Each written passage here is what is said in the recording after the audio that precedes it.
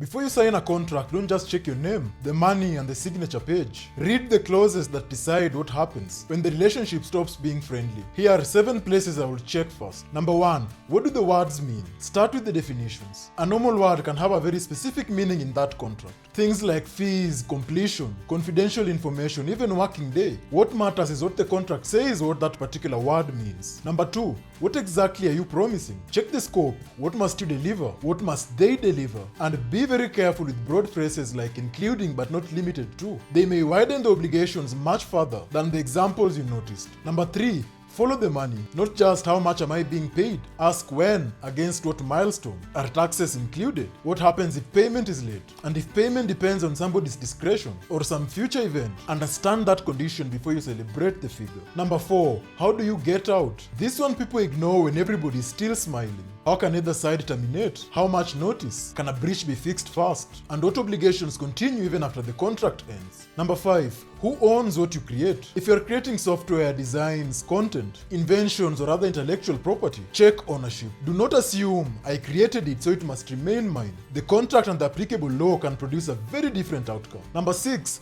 who carries the risk? Look for words like indemnity, warranty, liability, and especially personal guarantee. Ask one simple question. If this deal goes badly, what can they make me pay for? Number 7, what happens when you disagree? Are we going to court or arbitration? Which country? Which law? And are there restrictions on what you can do after the relationship ends? These clauses look boring until there is actually a dispute. A contract is easiest to negotiate when everybody still wants the deal. So don't read it only asking, what do I get? Read it also asking, what am I promising? What can go wrong and who carries the consequences? So tell me, which clause do you think people ignore the most? Payment, termination, ownership, or liability?